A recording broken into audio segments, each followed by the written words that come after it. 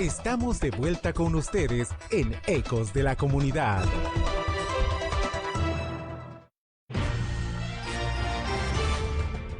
El invitado de hoy en Ecos de la Comunidad.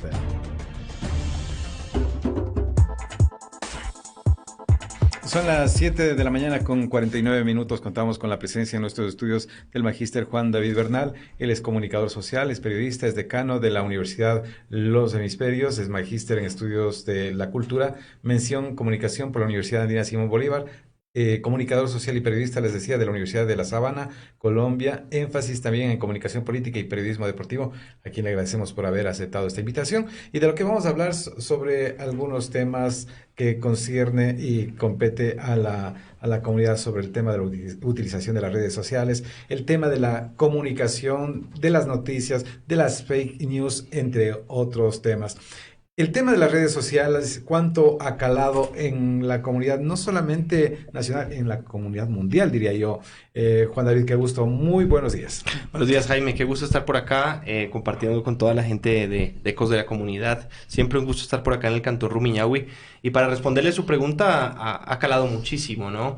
Vemos los índices de penetración de las redes sociales a nivel mundial y vemos que sobre todo lo que tiene que ver con América, Europa y algunas partes de Asia ya supera más del 50-60% de penetración, ¿no? Entonces, cada vez es más parte de nuestras vidas.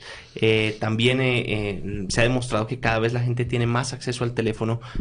Hace unos días debatía sobre un estudio que publicó Apple en donde demostraba que las personas desbloquean su teléfono entre 80 y 120 veces al día, lo que da un promedio más o menos de consumo de 2 horas y media a 3 horas diarias de teléfono de las personas, ¿no? Y generalmente es para el uso de las redes sociales. Entonces esto nos marca que es algo determinante dentro de nuestras vidas, y que bueno, ya el uso que se les da es un debate diferente, sí, ¿no? Pero son importantes dentro de la vida de las personas. Ahora, el tema de la utilización de las redes sociales, me refiero al Facebook, al Twitter, al Instagram.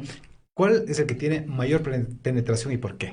Bueno, si vemos las cifras del 2018, las del 2019 todavía no están publicadas, vemos que la red social en Ecuador que mayor penetración tiene es Facebook, seguida de WhatsApp, que la podríamos considerar también como una red social, y en el tercer lugar aparecería Instagram, ¿no? En un cuarto lugar tendríamos a la red social Twitter, y de ahí tendríamos que analizar algunas redes sociales emergentes, como puede ser el caso de TikTok, sobre todo en segmentos de población que son bastante jóvenes, menores a los 18 años, y otras también como Snapchat, ¿no? Pero fundamentalmente Facebook sigue siendo muy poderoso. La gente como que cree que ya el Facebook no sirve para nada, pero sigue siendo determinante, ¿no? Y tiene todavía unos nichos muy, muy bien establecidos, sobre todo en población de 40 años hacia arriba, ¿no? Entonces, es un espacio donde la gente se nutre de información, como usted marcaba, ¿no? Y consume contenidos constantemente. A propósito de los contenidos, perdón, una cosa, Carolina, a propósito de los contenidos, ¿qué tipo de contenidos consume la gente? No sé si los jóvenes, no sé si los adultos que mencionabas a partir de los 40 años, ¿y qué es lo que comparten? Pues Jaime, fíjese que el tipo de información es diversa. Hay obviamente información personal, pero sobre todo va a pasar algo que hemos visto que ocurrió también en los medios masivos de comunicación, y es el tema del infotainment, ¿no? La gente sí consume información, pero la consume mezclada con entretenimiento, ¿no? Es la constante que ya nos venían marcando los medios tradicionales y que opera de la misma forma en las redes sociales. También vemos que hay una hipersegmentación, es decir, la gente está consumiendo temas muy específicos de acuerdo a los gustos de cada individuo. Para ponerle un ejemplo, yo soy un gran fanático del deporte. Ya no podríamos hablar de que la gente consume contenidos deportivos, sino consume contenidos de fútbol, y no solo de fútbol, sino de X equipo, ¿cierto? O del tenis, pero exclusivamente de tal jugador. Entonces, también las redes sociales han marcado esa hipersegmentación que en un momento determinado puede ser interesante para el usuario porque consume exclusivamente lo que le gusta, pero también de alguna forma lo aísla porque se crea una especie de eco narcisista en donde la persona está consumiendo lo que meramente le importa a él y crea una barrera para ver más allá de lo que le rodea y de los intereses y de sus amigos, que son los que rodean dentro de este espacio digital.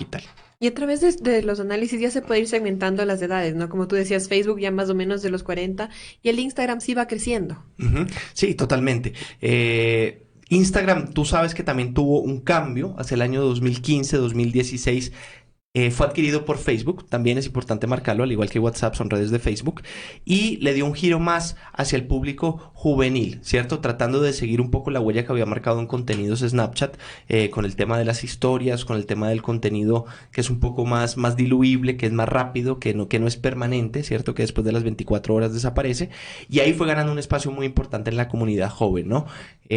Hoy por hoy, si hiciéramos una segmentación por edades, como tú marcas, nos daríamos cuenta que quizás en el grupo entre los 18 y 25, 30 años, la red social más consumida en Ecuador es Instagram, ¿sí? Sin embargo, también es importante marcar, y ahora con las nuevas actualizaciones que han tenido estas aplicaciones, si tú lo notas cuando ingresas a la aplicación, te dice Instagram y abajo te dice by Facebook, ¿cierto? Como O WhatsApp by Facebook. sí. Entonces también te están marcando que a la larga sigue siendo ese el gran espacio de la comunicación digital, ¿no? Yo creo que este va a ser un año desafiante para Facebook y vamos a ver cambios como una especie de relanzamiento. Recuerda que los últimos 2 años para Facebook han sido muy complicados y se han limitado a trabajar sobre temas y acusaciones de privacidad, ¿sí? Entonces esto ha desgastado la aplicación y de alguna forma como que ha frenado su desarrollo que venía de manera muy efectiva, ¿no? Pero ya un poco pasado el tema de Cambridge Analytica, Brexit, elecciones, etcétera, creo que Facebook va a tener nuevamente un relanzamiento. Hay que estar pendientes, en el mes de febrero siempre se realiza el F8, que es el foro para desarrolladores de Facebook, donde Mark Zuckerberg siempre plantea cuál es el futuro de la red social, ¿no? Entonces vamos a estar atentos a lo que ocurra ahí. La intuición, y que ya se viene murmurando en algunos foros en internet, es que va a haber un relanzamiento con cosas muy interesantes de esta aplicación, que ya pasó ese problema de la privacidad y que va un poco más allá, ¿no? Y lo interesante de Instagram al inicio era que no había mucha publicidad, pero ahora ya te van inundando en el tema de publicidad y ya también empieza a ser cansado. Total. Fíjate que una de las promesas que nos hacían las redes versus los medios tradicionales era el tema de que no íbamos a tener publicidad, ¿no? Y así trabajó YouTube y ahora ya está. Y así trabajó y ahora también ya está. YouTube es un caso de análisis posterior. Pero para responderte a ti la pregunta, tenemos casi que podríamos decir que cada historia es una de un contacto, una publicidad, e incluso ya hay historias de publicidad que tienen varias historias, no es solo una imagen que te muestran, sino varias, ¿no? Entonces, es como un microzapping el que se va creando, ¿cierto? Y la gente se ve expuesta a estos contenidos. Ahora, habría que ver qué tan efectivas son este tipo de publicidades, ¿sí? Eso también desde el punto de vista de la gente que pauta hay que hacer un análisis, porque el alcance muchas veces viene dado simplemente por a cuántas personas llego. Pero eso no me garantiza nada, porque yo te pregunto a ti o a ti, ¿cuánto tiempo pasamos en una publicidad? Normalmente la saltamos de inmediato, ¿sí? Entonces también ahí hay un desafío para construir mensajes publicitarios y para ver realmente cuál es el impacto de este tipo de mensajes, ¿no? Pero obviamente tenemos que pensar que las redes sociales se han construido en base a un modelo de monetización publicitario, ¿no? Pero que hay algunas cosas que no tenemos del todo claro, como el caso de WhatsApp. Fíjate que WhatsApp para este 2020 también tiene el desafío de mostrarle al mundo cuál es su modelo de monetización. Porque ¿cuál es el negocio de WhatsApp si no nos cobra nada? ¿Sí? Entonces ahí hay muchas teorías que pueden ser un poco conspirativas de cómo están accediendo a nuestros datos, cómo de alguna forma triangulan la información que hay en WhatsApp con las otras redes sociales de Facebook, o si en algún momento determinado nos van a cobrar, o si va a aparecer publicidad, o si va a haber un botón de pagos, o si nos van a empezar a vender atrás. No lo sabemos, ¿no? Pero ese también es otra de las preguntas para este 2020. A través de los planes, ¿no? ¿No tienen algún convenio? Porque te dicen, te damos WhatsApp gratis 24 meses, esas cosas. No, porque ese es un negocio de las operadoras de telecomunicaciones y de la red que no tiene nada que ver con la aplicación. Juan David, hablemos del tema de los consumidores. Lo que tenemos que estar claros es de que los consumidores no leen textos largos y se sienten más identificados cuando hay gráficas, posts con fotografías o con alguna cosa ligera. Sí, esta es la generación que Bauman definió como la generación líquida, ¿no? La generación que quiere las cosas rápidas, de manera instantánea, o sea, que se diluyen muy rápido. Y esto es un problema a la hora de construir un mensaje, ¿no? Cuando nosotros como comunicadores, que fuimos formados en la universidad y que formamos comunicadores, digamos, dentro de medios tradicionales, teníamos otra noción de construcción de mensajes, ¿cierto? Sabíamos que una noticia o un mensaje publicitario se construía dentro de una estructura, ¿cierto?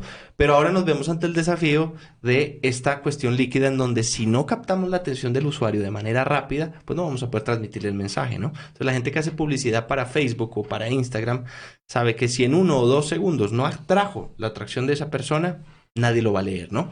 Y es una problemática, ¿no? Porque también de alguna forma quizás estamos construyendo mensajes que son muy simples, básicos y que de alguna forma no estamos desarrollando un poco ese ejercicio reflexivo del lector, ¿cierto? De ese lector no lector que existe en las redes sociales, ¿no? Entonces, es un desafío desde el punto de vista del lector y desde el punto de vista del comunicador que quiere construir y transmitir su mensaje. Juan David, ¿y qué pasa con Twitter? Twitter sigue siendo el de menos usuarios, pero creo que son usuarios selectos.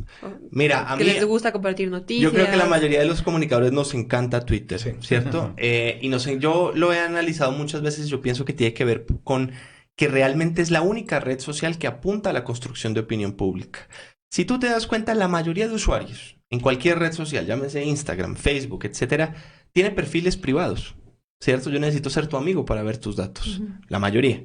En Twitter pasa lo opuesto, la mayoría de los perfiles son públicos, ¿cierto? Entonces esto nos indica que es una red social enfocada hacia lo público y la gente cuando tiene un malestar, que le ocurrió algo, perdió el bus, no le atendieron bien en X lugar, ¿a dónde se dirige? Al Twitter, ¿cierto? Entonces sigue siendo un espacio muy, muy valioso que tampoco lo podemos convertir en un espacio paradisíaco, ni mucho menos, porque sabemos que tiene sus troll center, que tiene sus noticias falsas, que tiene sus intereses, pero sí sigue siendo un espacio de construcción de opinión pública, donde lo que dice tiene un valor o tiene una respuesta, ¿no? Y a la gente, tanto a las marcas como a los políticos, como a lo que sea, les importa, y el usuario sabe que ahí lo que dice tiene otra validez, ¿no? Y sabe que quizás pueda incluso dar paso a un proceso de injuria o de calumnia si sale y dice cualquier barbaridad, ¿sí? Entonces, me parece valiosa, por eso nos gusta mucho Twitter. Nos gusta también porque tiene esa economía de la palabra, ¿cierto? Tiene, si bien hace un tiempo atrás nos lo ampliaron el espacio, ya no eran 140 caracteres, sino que lo duplicaron, sigue siendo un espacio donde los mensajes son cortos, son breves, ¿cierto? Y tiene otra ventaja sobre las otras redes sociales, y es que es una red social que nos va mostrando en tiempo real la información, y que si bien es cierto que ya tiene un algoritmo de programación y que cuando el usuario, después de que no ha entrado en 6 horas, entra, Twitter nos muestra lo que nos perdimos, ¿cierto? Y eso es en base a un algoritmo de preferencias. Después de eso, nos va a ir actualizando la información de manera en tiempo real. Entonces, de alguna forma, tampoco jerarquiza. Porque mira, tú en el Facebook puedes tener 1000 amigos, pero lo que nos va a aparecer es con los que interactuamos, con los que, ¿no? con las tendencias. Entonces, tiene todavía cuestiones muy valiosas, por eso no creo que vaya a morir, y tiene un nicho valioso dentro de la opinión pública. Y lo que no pasa ya con Facebook, ¿no? Porque Facebook ya no te publica las cosas más actuales. No, o sea, no te publica. A veces sale cosas de Es 2 días meramente antes. un algoritmo de preferencias, ¿no? Entonces, a quien tú le das likes, con quien tú chateas, si tú visitas el perfil de esa persona, si tú te quedas viendo un video de X cuenta, eso él lo va configurando dentro de sus preferencias y es lo que te va a mostrar, ¿sí? Pero haz el ejercicio. Si tienes 1500 amigos o 1000 amigos o 500, entra y busca gente de la que no sepas nada. Entra y revisa y dices, te vas a decir, uy, yo todavía soy amigo de este tipo, ni me acordaba. Y vas a ver que la próxima vez que entres, te va a salir, ¿cierto? Entonces, eso nos obliga, por eso también se ha vuelto un desafío para las marcas y las estrategias digitales, que la gente interactúe con los contenidos, porque si no, puedo tener hasta tu like, pero si no interactúas con mi contenido, nunca te va a aparecer en tu timeline, ¿cierto? Entonces, es interesante el análisis que se ve en el mundo digital. Juan David, entremos a otro de los temas que son preocupantes, y son las fake news. Inclusive se habla que en próximos años, no sé si en 3 o 5 años, tendremos más fake news que noticias reales. Es totalmente cierto, Jaime, o sea, es la tendencia. Yo creo que tenemos que hacer un esfuerzo en este 2020 para que la gente desarrolle esa crítica, ¿cierto? Esa visión de dudar de lo que hay en las redes, ¿sí? Saber discernir, ¿no? Saber discernir, dudar, ¿sí? No viralizar contenidos que nos parecen llamativos y que no sabemos del todo si son ciertos. Crece la tendencia, y crece no solo porque haya gente que quiera postear noticias falsas, sino porque también ya hay formas técnicas de crear de manera masiva información falsa, ¿sí? Incluso autoprogramable, ¿sí? Es decir, yo puedo tener robots que, de acuerdo a determinadas circunstancias, los trolls reaccionen y publiquen información de manera falsa. Entonces ya es sistemática la creación de esta información falsa, ¿no? Y la estructura las fake news existen hace mucho tiempo. O sea, no es una cuestión de las redes sociales. Fake news había en los periódicos desde hace varios siglos, ¿sí? El problema es que no tenían esa capacidad de viralización ni de llegar de manera masiva a la gente, ¿no? Entonces, tenemos que hacer creer a la gente, educarla en ciudadanía digital para que dude de lo que hay en las redes, que no lo dé por sentado a la primera que le aparece, ¿sí? Y hay múltiples ejemplos de esto y también tenemos que comenzar a darnos cuenta que se avecinan tiempos electorales en nuestro país y son tiempos en donde este tipo de información comienza a aparecer de manera masiva, ¿no? Entonces, pedirle a la gente eso, ¿no? Que dude de lo que está viendo. Hay un montón de herramientas para determinar si las noticias son falsas. Hay otra tendencia de las fake news y es que muchas veces se postea información que puede ser veraz, pero con una fotografía falsa, ¿sí? De otra época. De otra época, ¿sí? Entonces, y claro, como a veces mucha gente cae, ¿no? Se queda con esa primera ¿Y impresión. por qué son fáciles de creer? Son fáciles de creer porque las fake news están estructuradas para mover los sentimientos y las emociones de las personas. Entonces, normalmente las fake news son información que nos llama la atención a la primera, ¿cierto? Que nos parecería como increíble, asombroso. Entonces, por esa sensación que llama a la gente, es la puerta de entrada para meterle más información, ¿no? Entonces, siempre que algo nos llame la atención así de manera sorprendente, pues tendríamos que consultarlo en otro medio tradicional. Ese es un rol que tenemos que jugar los periodistas y los medios de confirmación, de validación de datos. Googlear. Entonces, googlear, ¿cierto? Revisarlo. Entonces, vamos a poner un ejemplo torpe, no sé, que el Papa Francisco se encuentra muy mal de salud y que se va a morir, ¿cierto? Eso puede ocurrir. Es una noticia que llama la atención, ¿cierto? A la primera. O que el Papa Francisco legalizó el matrimonio entre personas del mismo sexo. Con la misma fotografía del expresidente Chávez cuando estaba enfermo y apareció entubado y un periódico grande inmediatamente lo publicó. Exacto. Y tuvo que parar la totalmente. publicación. Es más, así venga, porque además nos enseñaron que una imagen vale más que 1000 palabras y que eso puede confirmar la noticia. Yo veo ahora a mis estudiantes cómo con aplicaciones te hacen un montaje en una foto en 2-3 minutos, ¿cierto? Entonces, tampoco lo que vemos es del todo cierto, los sentidos nos pueden engañar, ¿no? Entonces, si nos llama la atención, bueno, vamos a confirmarlo en otro medio, vamos a buscarlo en internet, ¿cierto? El problema con las fake news es que muchas veces causan ese primer daño y algunas personas como que se dan cuenta que era falso, pero ese daño inicial, ¿cierto? Ese primer escándalo que causa no se disuelve del todo, ¿no? Entonces, ese es un gran problema, ¿no? Entonces, Y detrás de eso hay intereses. Hay intereses, o sea, fíjate acá en el Cantón Rumiñahui cuando tuvimos el problema del Cotopaxi, yo recuerdo ese ejemplo, ¿no? Y esos audios que circulaban, que ya se sabía que era para mañana la erupción, esas son cuestiones que nadie puede predecir y son cuestiones que se hacen para generar tensión en la población, para distraer la opinión pública. Entonces, ante este tipo de información, hombre, no compartamos,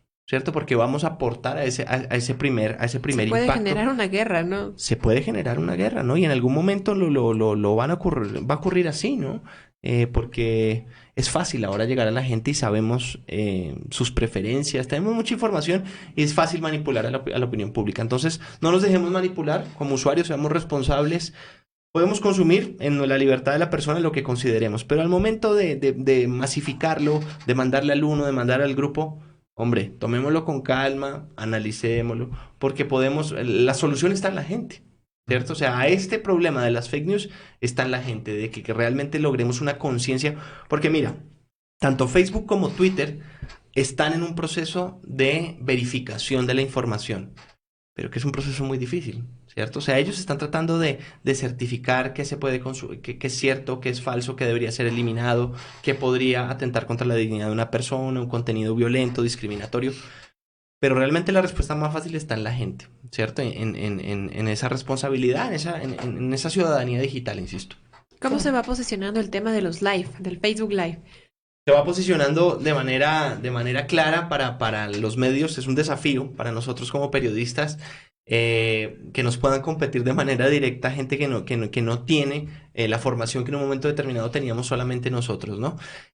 También va planteando sus problemas, ¿no? El año pasado, ¿recuerdas el caso que hubo de un robo, un asalto y un asesinato de una persona en vivo en los Estados Unidos y que se seguía de manera en vivo, ¿no? Por internet, ¿no? Entonces, la tecnología nos va planteando eso, nos va planteando siempre una promesa propia de su desarrollo, pero también va desencadenando unos accidentes que tenemos que ir leyendo de manera simultánea sin estigmatizarla, ¿no? De manera abierta. Yo no me considero un crítico per se de la tecnología ni un determinista tecnológico, pero sí creo que es necesario leerla siempre en esa ambigüedad que produce el desarrollo propio de la tecnología, ¿no? Entonces Facebook, este live se va posicionando, también en Instagram aparece, ¿no? Yo creo que este año puede ser, si tú te fijas, podemos hacer como medios de comunicación y como usuarios de manera muy simple un live en Facebook. En Instagram también, pero todavía tiene algunas limitaciones de producción, ¿sí? Entonces, esas son cuestiones que tiene, por ejemplo, todavía Facebook bien desarrolladas y es un nicho que va a potenciar, ¿no? En cuanto a estos lives. Tener la información de primera mano, insisto, puede ser ambiguo, ¿no? Porque los medios ejercen su labor de mediación. Entonces, muchas veces cuando tenemos acceso a la información sin ningún tipo de mediación, como podría ser una persona haciendo un live en cualquier parte del mundo, también puede ser riesgoso, ¿no? Es lo que pasamos en octubre, ¿no? Los medios tradicionales no podían transmitir todo y otra gente y otros medios digitales lo estaban haciendo. Ese es un ejemplo para analizar y para digerir lo que ocurrió en octubre en nuestro país, ¿no? Más allá de lo que uno crea políticamente, es evidente que a nivel, es decir, la disputa fue muy comunicacional, aunque hay poca gente que está hablando de eso. Uno de los responsables de lo que ocurrió en octubre es la comunicación y la comunicación digital. Había en la población ecuatoriana, sobre todo aquí en la sierra, en Quito, una sensación de, por un lado, de inseguridad, de incapacidad, pero que en su gran mayoría fue incitada por lo que ocurría en las redes sociales, ¿cierto? Sí, era evidente que ocurría, o sea, no se puede tampoco tapar lo que ocurría en la realidad, pero es cierto que las redes fueron determinantes para que la gente desencadene esas sensaciones, ¿no? Y ese espacio que, como bien marcas tú, no ocuparon los medios tradicionales. Entonces, vamos a ver qué ocurre a futuro. Algo así como lo que pasó en las primaveras árabes. Algo parecido, el papel que ¿no? jugó las redes sociales en ese tema. Similar, bueno, las primaveras árabes es un caso que siempre se plantea como el caso paradigmático de la movilización social, pero casi una década después de eso lo que vemos es completamente diferente, ¿no? Es un escenario mucho más complejo. Vamos a seguir hablando de estos temas. Queremos agradecer la presencia del magíster Juan David Bernal. Él es comunicador social y periodista y es decano de la Universidad Los Hemisferios. Gracias, Juan David. Gracias a ustedes, un placer como siempre compartir aquí con Ecos de la Comunidad. 8 de la mañana con 12 minutos. Regresamos. Ya regresamos con más en Ecos de la Comunidad.